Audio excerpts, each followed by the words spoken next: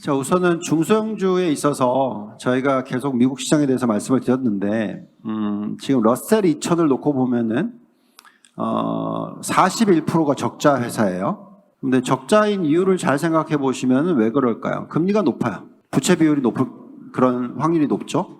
예, 그래서 결국은 흑자로 돌아서려면 금리가 많이 떨어져 줘야 돼요. 그래서 중소형주를 사는 타이밍은 어쨌든 금리는 내려지기 시작해야 됩니다. 예를 들어서 9월부터 이제 금리를 내리기 시작했다고 칩시다. 근데 내려주는 폭이 내려주기 시작하면서부터 한 3개월 만에 1% 떨어뜨려 줬다. 이러면 중소형주가 굉장히 플러스죠. 그러면 중소형주를 좀 더 빨리 사야 되겠죠.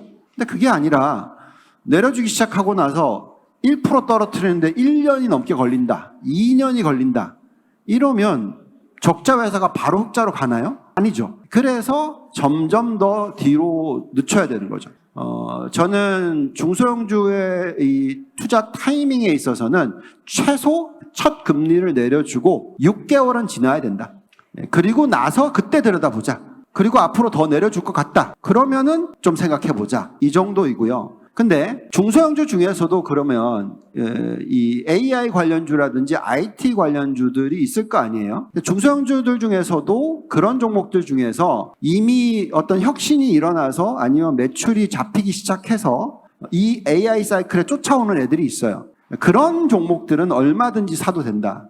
이거죠. 그래서 중소형주를 사는 방향에 있어서는 타이밍도 중요하지만 뭘 사느냐가 중요한데 지금 현재 타이밍에서 우리가 혁신이 일어나고 있기 때문에 여기에 관련돼서 지금 뭐 우리가 항상 얘기하는 매그니피선트 7 종목과 연결되어 있는 중소형주. 그래서 금리에 큰 문제 없이 앞으로 실적이 잡힐 것 같은 기업들. 저는 이제 그걸 하고 있는 거죠. 그런 종목들을 골라내는 거죠. 그래서 뭐 올해 저희가 가장 수익을 많이 냈던 게 슈퍼마이크로 컴퓨터스 같은 종목. 그게 중소형주이죠, 사실은.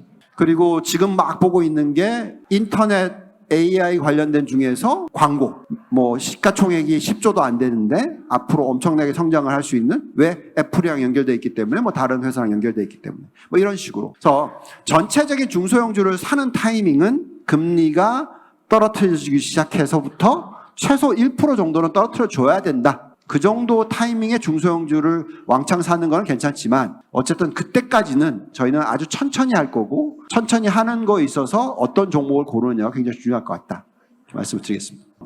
솔직히 저희가 이제 포트폴리오 구성상 확실하게 실적이 예상보다 높게 나올 거라고 예측을 해왔던 종목이 엔비디아였기 때문에 저희가 작년에 포트폴리오에 30%까지도 엔비디아를 실었었고요. 반면에 실적이 예상보다 안 좋게 나올 거라고 생각했기 때문에 테슬라의 비중을 5%까지 떨어뜨렸었습니다. 근데 이제 올해 들어와서 저희가 이제 엔비디아의 비중을 주가가 $130 이상 올라가기 시작하면서부터 비중을 많이 줄였고요. 반면에 테슬라의 비중은 $160 미만으로 떨어졌기 때문에 많이 늘렸어요. 이제 이런 상황에서 근데 이제 주가가 확 튀어버렸잖아요. 그러니까 여기다 대놓고 이게 얼마나 더 올라갈 거냐, 실적이 뭘 반영하고 있냐 계산하게 되죠. 근데 글쎄요, 어떤 리액션이 나올지 솔직히 잘 모르겠습니다. 근데 지금 현재의 테슬라의 주가는 $250, $260이면은요, 어느 정도의 실적이 반영이 되고 있는 거냐면 올해 컨센서스, 내년 컨센서스,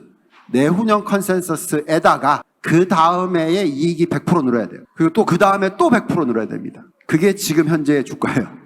예, 그래서 시장이 어떻게 받아들일지는 잘 모르겠어요. 뭐 이번에 분기 나온 거 가지고 그 미래를 어떻게 예측하겠습니까? 그죠? 예, 그래서 저는 그거에 대해서는 잘 모르겠고요. 근데 그렇지만 저희가 판단하는 테슬라가 가지고 있는 경쟁력, 그러니까 즉 AI 플러스 알파로 봤었을 때 시총 규모로 보면은 지금 엔비디아가 3.4조 달러죠. 근데 테슬라는 그거에 훨씬 작은 규모란 말이죠. 그래서 얼마든지 위로 당길 수도 있어요. 왜냐하면 AI 관련돼서의 소프트웨어 쪽이 뭐 테슬라의 경쟁력이 없느냐, 엔비디아와 비교했었을 때 당연히 자율주행 쪽은 더 있다고 저는 보고 있거든요. 그래서 그걸 정확하게 타이밍을 잡기도 어렵고요. 얼마나 주가가 빨리빨리 움직일지도 잘 모르겠고요. 이럴 때는 이제 저희는 이번에는 여태까지는 맞췄지만 잘 모르겠어요.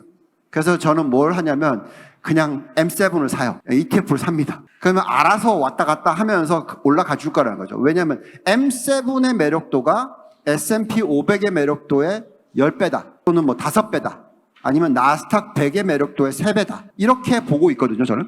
그래서 그냥 잘 모르겠으면 그냥 그 M7이나 뭐 빅10 10개 투자하는 ETF를 들고 가셔도 됩니다. 왜냐면 알아서 배당 주고, 비중 조절도 해주기 때문에 그거를 그렇게까지 고민을 안 하셔도 되는 거죠. 기본적으로 또 한국 시장은 샀다 팔았다 해서도 나쁘지가 않죠. 근데 이제 미국 시장을 접근하실 때는 미국 시장 접근 방법을 한국 시장 접근 방법이랑 똑같이 하시면 안 됩니다.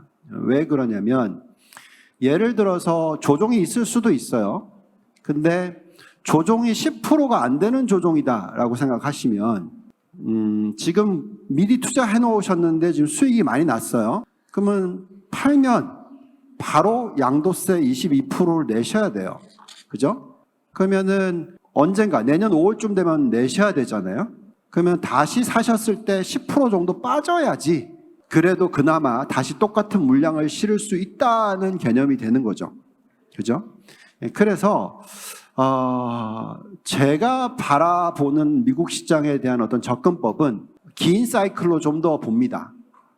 그래서 샀다 팔았다를 좀 하지 마시라고 얘기를 해드리고 있어요.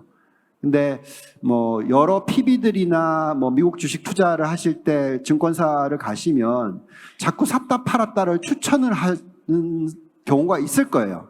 근데 그거에 좀 많이 휘둘리시면 안 됩니다. 솔직히 말씀드리면 제 개인적인 의견은 그리고 이런 얘기는 해드릴 수 있어요. 그러니까 지금이 95년부터 2000년 사이클을 닮아가는 시장이다라고 한다 하더라도 95년부터 2000년을 보시면 미국 증시 S&P 500이 매년 중간에 10% 조정은 꼭 왔어요. 그래서 그렇게 조정이 있을 수가 있습니다. 근데 그거를 이제 타이밍을 잡아서 꼭지에서 팔고 바닥에서 다시 사고 이걸 할 수 있는 능력이 저도 없고요. 그걸 해낼 수 있는 사람이 있다라는 건 저는 글쎄요. 그건 뭐 미래 갔다 오신 분 빼고는 없다고 생각을 합니다. 그래서 충분히 제가 판단하기에는 대선에 있는 해에 9월, 10월 달에 조정이 있을 수 있어요. 그게 평균치입니다. 9월, 10월 달이 아까 제가 강연에도 보여드렸지만 대선 해에 9월, 10월에 조정이 있을 수가 있습니다. 근데 그 조정의 폭이 10%를 넘어가지는 않을 거라고 저는 생각을 합니다. 그래서 굳이 그때까지 기다렸다가 10% 빠졌을 때 사고 이거를 미국 증시를 투자를 그렇게 하시면 놓쳐요.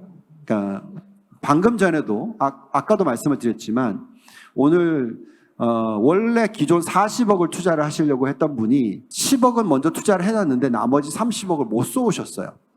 좀 빠지기를 계속 기다리고 있는데 매일매일 기다리고 있는데 계속 올라가잖아요. 그러니까 이제 조바심이 나신 거죠.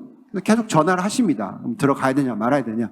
그러니까 그거에 대한 답을 드리기가 참 어렵다라는 거죠. 그걸 어떻게 알겠습니까? 그죠? 그래서 기본적으로 투자를 하시겠다고 결정을 내리셨으면 그냥 미국 증시가 아까 말씀을 드렸지만 고점이 지금이 아니라는 거죠. 그렇다면은 분할 매수를 하시던 지금 당장 매수를 다 하시던 투자는 계속 하고 있으셔야 된다는 거죠.